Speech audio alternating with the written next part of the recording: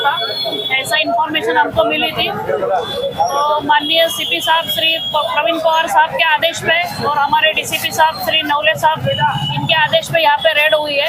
अभी रेड चालू है, अभी बाकी की प्रोसीजर करके गुना दाखिल करके आगे की कार्रवाई करेंगे। क्या पदार्थ मिला है यहाँ पर, कौन सा नशीला पदार्थ? यहाँ पर मेपेड्रॉन का पदार्थ मिला है, लेकिन अभी आगे का जो प्रोसीजर है वो पूरा प्रोसीजर करके एफआईआर होने के बाद बाकी का कार्रवाई करेंगे। कितने आरोपी को अरेस्ट किए? नहीं, अभी तक अरेस्ट नहीं किए, अभी कार्रवाई चालू है, बाद में ये करेंगे।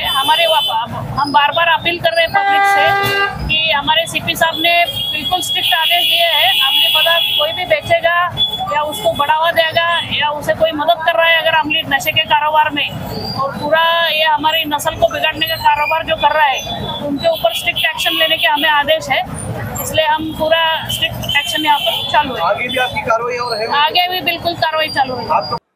काल छत्रपती संभाजीनगर शहर पोलिसांच्या मार्फत पोलीस आयुक्त सर यांच्या मार्गदर्शनाखाली अँटी नार्कोटिक सेलच्या टीमनं एक चांगली कारवाई केलेली आहे। त्याच्यामध्ये ड्रगचं एकूण 12 ग्रॅम एमडी, एक गावठी कट्टा आणि अघोरी विद्येचं वापरलं जाणारं साहित्य, हे सर्व गोष्टी मिळून आलेल्या आहेत। तर याच्यामध्ये आरोपींना नामे शेख नियाजुद्दीन शेख नजीर, याच्यावर CR नंबर 247/25, NDPS ॲक्ट कलम 8C2122, RMAC 325 आणि महाराष्ट्र अघोरी प्रथा समूळ उच्चाटन अधिनियम कायदा कलम 3 याप्रमाणे कारवाई करण्यात आलेली आहे।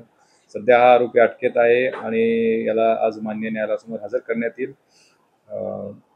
आणि यापुढे देखील शहर पोलिसांमार्फत ANC सेलमार्फत वेळोवेळी प्रभावीपणे यामध्ये कारवाई करण्यात येतील। माझं आव्हान आहे की शहर पोलीस दलाच्या वतीनं नागरिकांना की जास्तीत जास्त प्रमाणामध्ये माहिती आपण याच्यामध्ये या नेटवर्कमध्ये सहभागी असणारे व्यक्ती असतील, त्याचे सिंपथायझर असतील, याच्याविषयी द्यावी।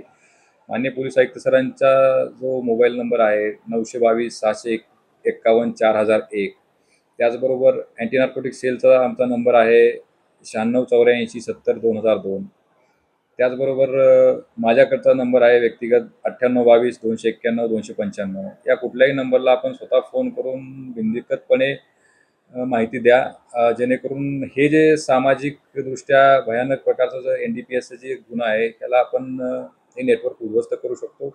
माहिती देणाऱ्याचं नाव निश्चितपणे गोपनीय ठेवण्यात येईल आणि आपण पोलिसांना एक समाजातले सजग नागरिक म्हणून सहकार्य करावं, माहिती पोलिसांपर्यंत पोहोचवावी आणि हे गुन्हेगारी किंवा हे नेटवर्क आपण सर्वजण मिळून उद्ध्वस्त करण्यामध्ये हातभार लावावा। थँक्यू।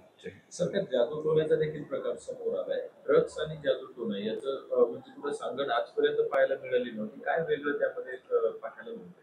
याच्यामध्ये एवढंच सध्या सांगू शकेल की इनिशियल स्टेजला आहे तपास, काल कारवाई झालेली आहे। आता PCR नंतर या सर्व गोष्टी तपासामध्ये जशा उघड होतील त्या आपल्याला शेअर करता येतील। आपण जसं म्हणता की याच्यामध्ये काही कनेक्शन आहे का ते सुद्धा तपासण्यात येईल आणि जशी काही आपल्याला माहिती उपलब्ध होईल ती निश्चितपणे आपल्याकडे शेअर